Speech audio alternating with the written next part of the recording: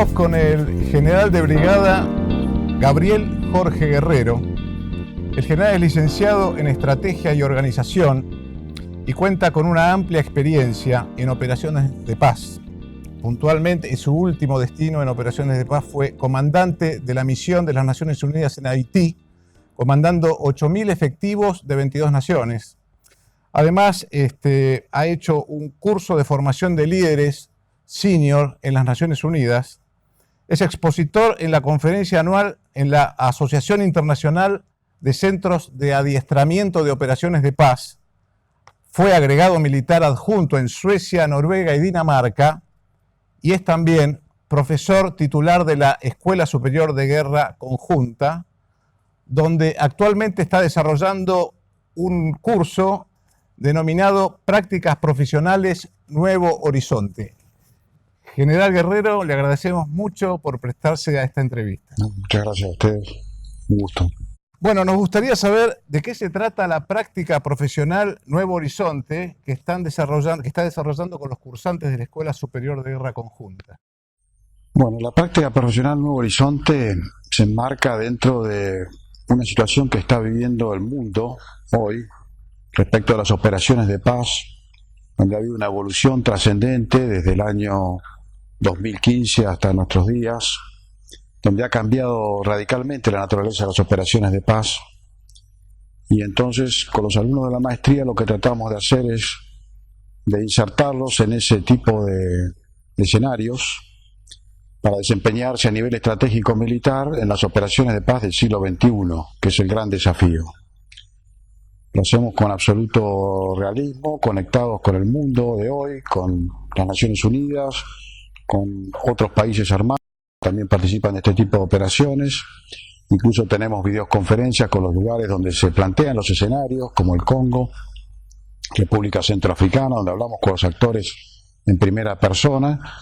Y bueno, tanto el secretario de Práctica Profesional, el teniente Garbini, como yo, tratamos de aportar también y el vicecomandante Domínguez también, que ha estado en la misión en Colombia. Tratamos de aportar nuestra experiencia personal, que es también muy importante para los alumnos, de manera tal que tengan lecciones aprendidas de primera mano.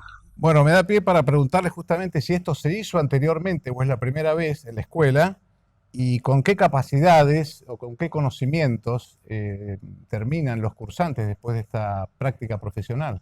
En realidad, la escuela viene evolucionando hacia este tipo de prácticas profesionales en su rol de conectar el nivel estratégico militar y adiestrar en el nivel estratégico militar a aquellos que van a desempeñar ese rol en el Estado Mayor Conjunto, en una operación de paz, interactuando fundamentalmente con los otros niveles de la estrategia nacional, que es articulando con el nivel operacional, que es la misión fundamental de la estrategia militar.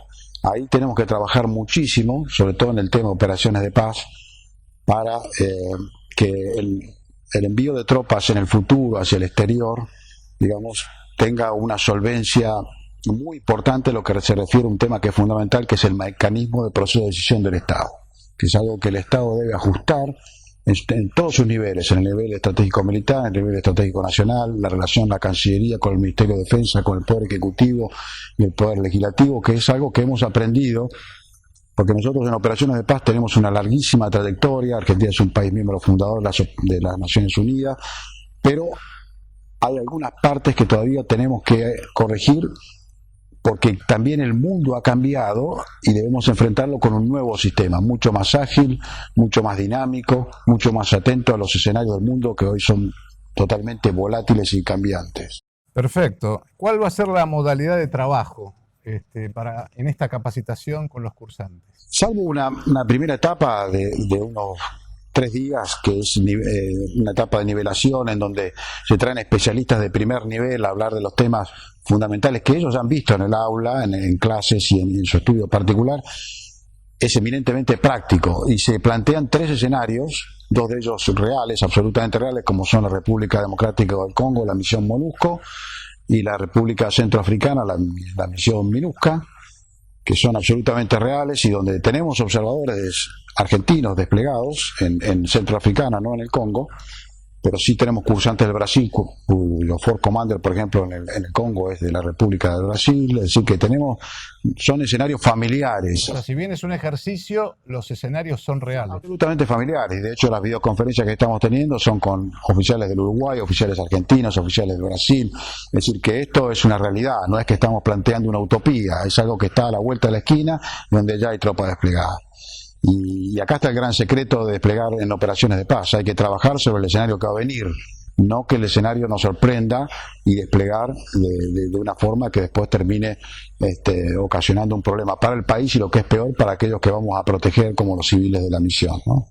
En estos momentos, ¿en qué lugares del mundo son necesarias las operaciones de paz o dónde hay actualmente? ¿Y cuál es la envergadura aproximada de estas operaciones? Bueno, casualmente hace muy poco estábamos hablando en el ejercicio y veíamos el mapa de lo que son las operaciones de paz, que ya excede el marco de las Naciones Unidas como organismo multilateral central, y esto se ha expandido a otros organismos multilaterales, lo que ha generado cerca de 61 operaciones de paz en todo el mundo. Y ya no estamos hablando de las 15 operaciones de paz de las Naciones Unidas, sino que estamos hablando de un marco que excede amplísimamente eso. Estamos hablando de 110.000 como núcleo, ¿no? 110.000 efectivos entre hombres y mujeres desplegados en todo el mundo, y todo lo que va alrededor de ellos. Y estamos hablando que hay organizaciones, a la par de las Naciones Unidas, hay organizaciones regionales que están interactuando y haciéndose cargo de misiones como la OTAN, la Unión Europea, ECOWAS, la Unión Africana. Es decir, que esta es una nueva mirada que hay que tener hacia las operaciones de paz. Cuando decimos que nos queremos insertar en el mundo, bueno, este es el mundo hoy, ¿no? Que tiene 64 millones de desplazados y refugiados, que tiene problemas de hambre, de necesidades humanas básicas, y que hay una gran necesidad de protección de civiles, ¿no? Bueno, justamente en la conferencia que usted dio recientemente habló de los escenarios mundiales en relación con las operaciones de paz y de los conflictos. ¿Cuáles son las características de los conflictos en el tercer milenio? Bueno, hay tres aspectos fundamentales que han cambiado radicalmente, yo diría, desde el año 2015 hacia acá, porque la naturaleza de esos conflictos han cambiado, además de pasar de ser interestado a intraestado. Hay tres aspectos que son esenciales. Uno es la robustez de los mandatos que hoy emiten las Naciones Unidas, ¿no? Esos mandatos son mucho más consistentes, mucho más fuertes, mucho más exigentes también para los países contribuyentes y para los países a donde va la misión, lo que ha cambiado significativamente la forma en que se desarrolla la misión. El segundo aspecto es que ahora el centro de gravedad de la misión es la protección de los civiles. El mundo ha aprendido después del genocidio de Ruanda, donde mueren cerca de 1 millón de personas en 2 meses, después de Srebrenica, donde mueren 8.000 o son asesinados 8.000 seres humanos en muy pocos días, y después de Somalia, ha aprendido que eso no puede pasar más, que debe cambiar la forma de encarar estos conflictos, y entonces aparece el tema protección de civiles como un tema central. Y el tercer elemento, que es fundamental, es el cambio de paradigma del uso de la fuerza. Hasta el año 2015, no hay una línea exacta, pero podríamos decir cerca del año 2015, el uso de la fuerza, lo decían muy claramente los mandatos y los principios básicos, sigue siendo así, puede ser usado o debe ser usado en legítima defensa y como, digamos, casi una reacción a una agresión que yo estoy sufriendo. Se ha agregado un tema que es fundamental, que dice en legítima defensa y en defensa del mandato. Es decir, que esto abre ampliamente el panorama del uso de la fuerza, con todas las consecuencias que esto trae. Un cambio conceptual. Conceptual y que se transmite en el terreno, digamos, en que el mandato ahora debe ser sostenido a ultranza. Es decir, si el mandato dice, como dicen hoy, casi la totalidad de los mandatos, menos el Sahara Occidental y Chipre, que el centro de la misión, para usted, fuerza desplegada y toda la misión, es la protección de civiles, es legítimo usar la fuerza para proteger a esos civiles. Usted recientemente dio unos números que son preocupantes, 83 escenarios de tensión en el mundo, 815 millones de seres humanos sin comida, o sea, 1 de cada 10 seres humanos no tienen comida, no tienen patria y han perdido todo. La primera responsabilidad de proteger a los civiles es del Estado anfitrión. Es decir, si hoy hay una misión en la República del Congo, el primer responsable de protección civil, y así lo hace saber Naciones Unidas muy claramente, y así lo estudiamos y lo ejercitamos, porque estamos hablando, por ejemplo, del Congo, un país de 80 millones de habitantes, con una extensión inmensa y una fuerza efectiva de la misión de aproximadamente 16.000 efectivos. Es imposible, si hacemos números rápidamente, proteger 80 millones de personas. Haría falta una movilidad y una fuerza que no se tiene. Entonces, ese es el dilema que viví yo en Haití, que se le presenta a los comandantes, de a dónde poner el centro de gravedad para proteger a los civiles, porque permanentemente las necesidades superan la fuerza disponible, la movilidad y la rapidez con que podemos reaccionar. Por eso muchas veces se hacen cargo a las Naciones Unidas de que no pueden pacificar inmediatamente, no pueden resolver inmediatamente, pero estamos hablando de problemas muy complejos, con muchas necesidades de todo tipo. Y quiero aclarar también que protección de civiles no es un concepto que esté hablando solamente de una seguridad física. Estamos hablando de necesidades humanas básicas, del imperio de la ley, de los derechos humanos, de la seguridad de las instituciones, etcétera. Ayuda sanitaria. Exactamente, es un concepto muy amplio, en donde una parte que es básica, porque si no, no se pueden dar todos los demás, es la seguridad física que le da el componente militar. General, usted habló de un antes y un después de Ruanda, donde hubo ni más ni menos que 800.000 muertos. ¿A qué se refirió? Bueno, yo diría que Ruanda es un punto de quiebre para el mundo entero, digamos, porque en realidad Ruanda excede a las Naciones Unidas, excede a los países circundantes de África que intervinieron, y es un tema que afecta a la humanidad, ¿no? Tuve oportunidad y el honor de conversar con el general Dallaire, que fue el Force Commander en Ruanda mientras yo era segundo comandante en Haití, y bueno, tuve la percepción de él, he leído sus libros, y realmente Ruanda fue un hecho que luta a la humanidad, porque ahí las Naciones Unidas asumen después su carga, su error. Se puede leer muy claramente el libro de Kofi Annan, quien era el jefe del departamento en ese momento, operaciones de mantenimiento de paz en Nueva York, ¿no es cierto?, en donde él describe muy claramente que el mundo abandonó a Ruanda prácticamente, y se estableció una misión de Naciones Unidas casi formal, diría, donde el general Dallaire fue abandonado a su suerte con 60 observadores desarmados, apenas un batallón belga, del cual mueren 10 en la custodia a la primera ministra ruandesa, y a partir de ahí, bueno, el general Dallaire empieza con su predicamento, el mundo empieza a comprender que las misiones de las operaciones de paz, las misiones de Naciones Unidas en ese momento, nunca más pueden desarrollarse de esa manera. Algo debía cambiar. Y ahí es cuando viene el informe Brahimi, que trata en el año 2000, después de la Guerra Fría, trata de recomponer o reestructurar profundamente las Naciones Unidas. Bueno, sí, es muy duro que el costo, hayamos tenido que pagar ese costo, ¿no es cierto?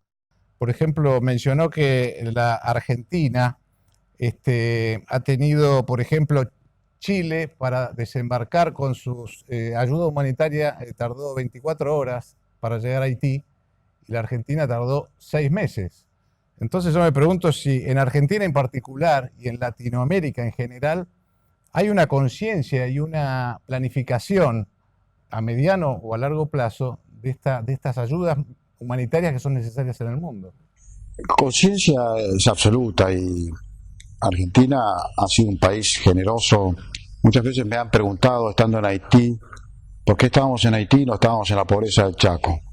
Nos duele enormemente la pobreza del Chaco, además, pero Argentina siempre ha sido un país que ha dado de lo que no tiene o de lo que tiene. Lo ha hecho con buena voluntad. Con los inmigrantes. O sea que conciencia es absoluta. El problema es el compromiso político. Ese es el problema. Como profesionales entendemos que hay intereses nacionales, que un país persigue sus intereses, tiene sus creencias, tiene sus lineamientos de política exterior, y eso debe ser así. No cualquier misión debe venirle bien al país, ¿no? Que un país serio selecciona las misiones donde va porque persigue intereses y también da ayuda humanitaria. O sea, estas operaciones no son independientes del poder político. Por supuesto que no, y no deben serlo.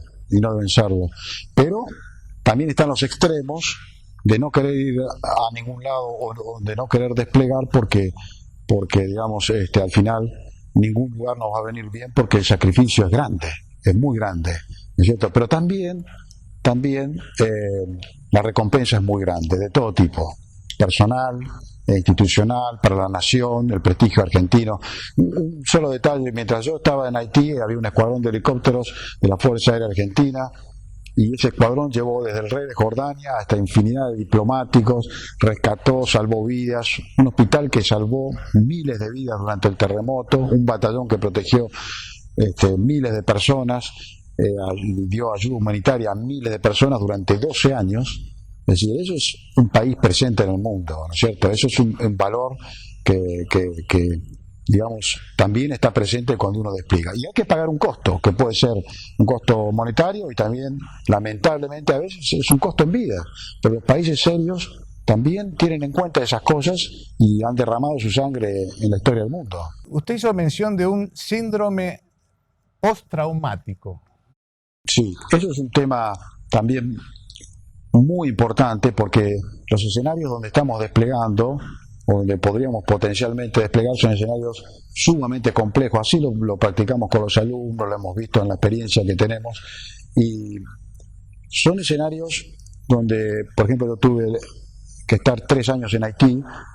Cuando el tiempo comienza a transcurrir, parecería que pueden o no dejar alguna huella, y es un tema al cual hay que prestarle mucha atención. Cuando estuve en la Escuela de Fuerza de Paz de Suecia, quienes tienen muchísima experiencia en este tema, les pregunté de todo el proceso cuando se selecciona un hombre o una mujer para una operación de paz, ¿qué es la parte más importante?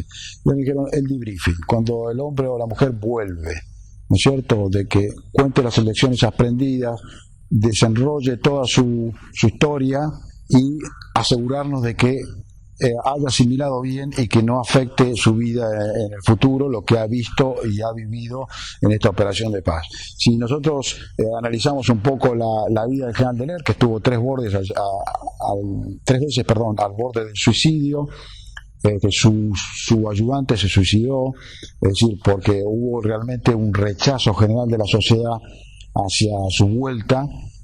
Comprendemos, y él tiene un libro escrito muy interesante, Esperando las primeras luces del amanecer, Waiting the First Light, donde habla específicamente de este tema que sufrió él, el síndrome postraumático, al cual hay que prestarle muchísima atención. Como todos los temas, profesionalmente, seriamente. Argentina ha evolucionado mucho esto. En Haití, por ejemplo, a partir del contingente 3 comenzó a poner dentro del contingente una psicóloga, el capellán que acompaña la misión permanentemente, porque son escenarios, vuelvo a repetir, que muy complejos y que ejercen una presión que a veces no es para todos. Bueno, ya que menciona Mozambique, acá tengo que fue su primera misión en operaciones de paz. Su función era observador militar de las Naciones Unidas, y esto se trataba un poco de supervisar la tregua, ¿no?, de negociar acuerdos y desarmes. ¿Cómo es negociar? Porque me imagino que no debe ser sencillo negociar en esas circunstancias. Sí, un proceso muy desgastante, porque negociar en esas condiciones, pensemos que era un país que había vivido casi 12 años de guerra de independencia y después cerca de 10 años de guerra comunismo, anticomunismo, la RENAMO y la FRELIMO. Había que conciliar 2 bandos que se habían matado mutuamente durante años, conformar el nuevo ejército de Mozambique, desmovilizar y darle una nueva vida a personas que habían combatido desde que tenían uso de razón. Solo sabían matar o morir. Su segundo destino en funciones de operaciones de paz fue en la Brigada de Despliegue Rápido Skirvik, en Dinamarca, en Copenhague puntualmente, del año 98 al 2000, y su función era jefe de logística de un despliegue de 5.000 efectivos de 18 naciones. Y a su vez asesoraba militarmente al embajador argentino. Claro, porque en el año 98, estamos ahí muy cerquita de Ruanda y Somalia y Bosnia, lo que yo mencioné como un punto de quiebre en la historia de la humanidad, de las operaciones de paz, se empezaron a generar iniciativas para dar solución a este tema y que nunca más se vuelva a repetir. Entonces SHIRBRIG, que es un acrónimo de una brigada de despliegue rápido de las Naciones Unidas, surge como iniciativa para intervenir rápidamente cuando se genera un problema como el de Ruanda, por ejemplo, ¿no? Donde el mundo tardó muchísimo en reaccionar y cuando llegó con los costos de vidas humanas que eso representó, llegó tarde. Entonces SHIRBRIG tenía esa capacidad de desplegar 5.000 efectivos en 30 días, con una autonomía de 90 días, que era mi gran desafío como logístico. Hasta que se pudiera desarrollar un despliegue más grande. Exactamente, como un primer escalón de la misión de Naciones Unidas que vendría después. En realidad la sede estaba en Copenhague, pero nosotros íbamos a Somalia, Eritrea, es decir, los lugares donde estaban las misiones, con elementos de planeamiento, viendo los posibles escenarios.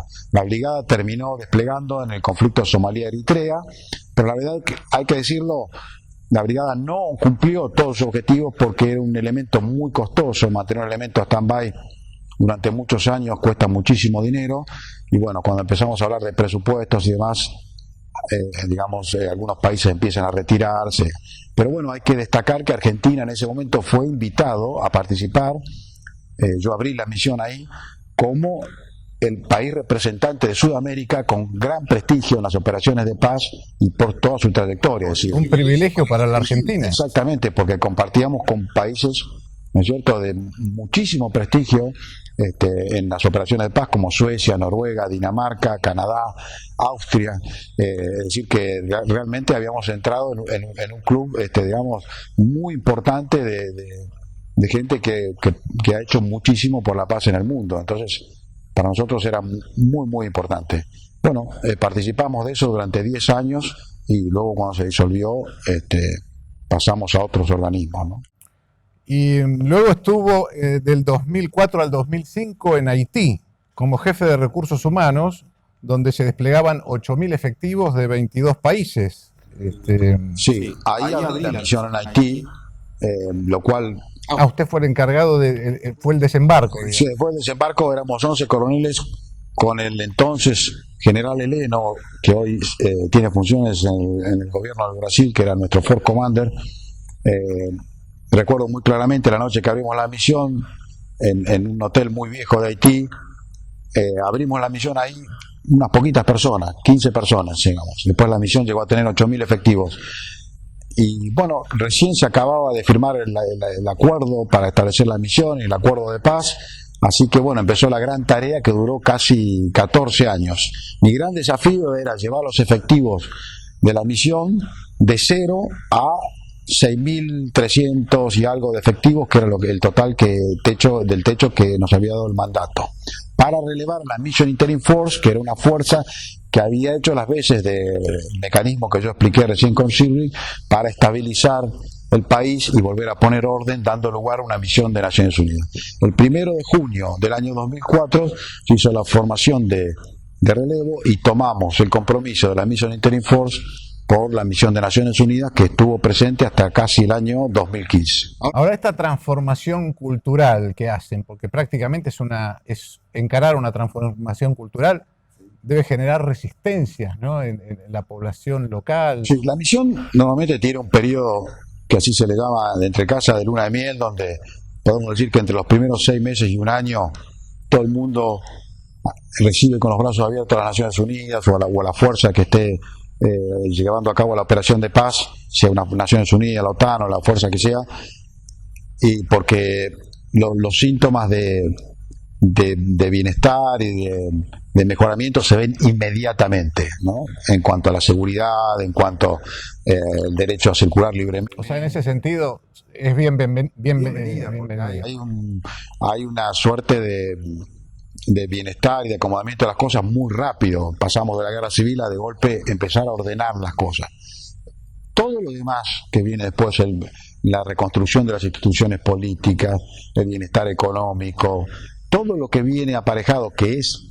¿Cómo es el proceso de esa gran bienvenida a esa segunda fase? ¿Cómo es ese proceso? Bueno, es larguísimo. Está hecho con un plan estratégico. La misión tiene un plan estratégico que responde a un estado final que se quiere lograr. Por ejemplo, en Haití era la policía de Haití reconstruida. Pasamos de 0, o sea, se disuelve la policía de Haití, que venía de los Tonton Macoute, de Papadoc y Baby Doc, y había que llegar a un efectivo de 25.000 hombres y mujeres en la policía haitiana. Todo ese proceso de reconstrucción duró cerca de 10 años. desde haciendo la nueva escuela de policía. Bueno, esto es uno de los aspectos. Es como una refundación. Por eso se llama nation building, ¿no? Es como que se empieza a reconstruir la nación, ¿no? Porque son procesos, estas guerras civiles, conflictos internos, que destruyen las estructuras internas del Estado a un estado de deterioro tal que después lleva muchísimos años reconstruirlo. Hay que pasar generaciones reeducando, reconstruyendo. Yo recuerdo muy claramente cuando estaba como oficial de personal de la misión en el año 2004, de tener que hablar con determinados ministros del poder de la República de Haití. Bueno, funcionaban en sus casas porque las estructuras del gobierno habían colapsado. No había instituciones. Las cárceles, los juzgados. Es decir que una misión de paz es mucho más que un despliegue militar, mucho más que eso, mucho más. Ahí pasa del centro de la seguridad, pasa a una reconstrucción importante, ¿no es cierto?, de la estructura de la nación, para que después ellos por sus propios pies puedan. Este es el gran cambio de las operaciones de paz. De Mozambique acá, este es el gran cambio. Mozambique duró un año, esta misión duró 14 años. Claro, porque usted 7 años después, de 2012 al 2014, estuvo como segundo comandante de la misión, al mando de, bueno, como decíamos, 8.000 efectivos de 22 países, y a cargo de la seguridad y ayuda humanitaria, ¿no? Pero ya con otro conocimiento, ya había tenido la experiencia anterior, ¿no? Finalmente fui por un año y me quedé 2, a pedido de las Naciones Unidas.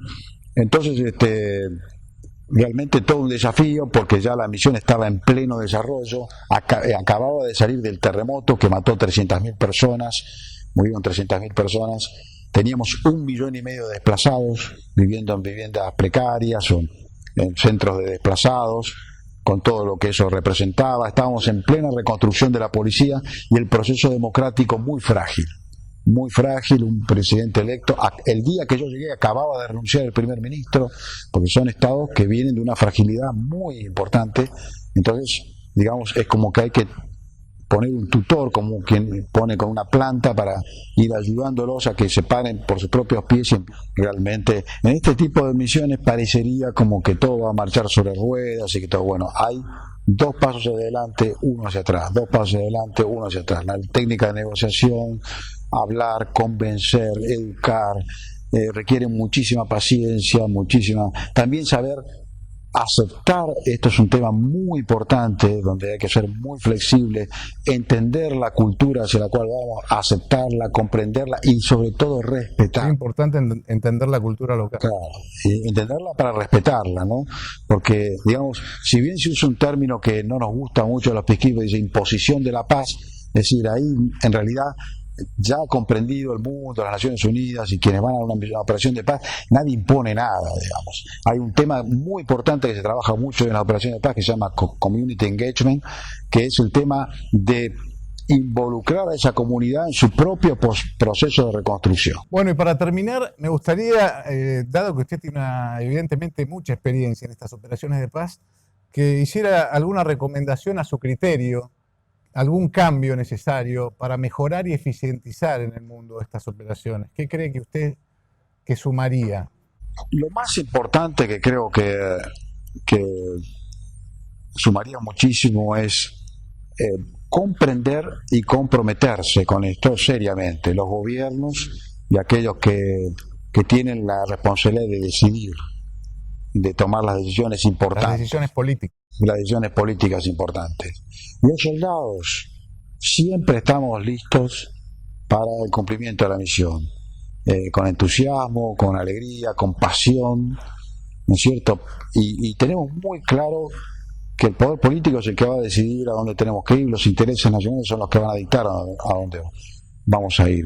Pero lo peor que nos puede pasar como soldados es la indefinición, el estar en una duda permanente, ¿no es cierto? Y no tener un horizonte claro, aunque sabemos que el mundo hoy se maneja en una gran incertidumbre, pero como soldados entrenamos, ¿no es cierto?, con la visión puesta en que cuando nos llamen vamos a estar preparados. Ahora necesitamos una dirección clara del poder político. Si decimos que vamos a estar reinsertados en el mundo, uno de los brazos armados, o el más importante, el brazo armado de la política exterior del país son sus fuerzas armadas.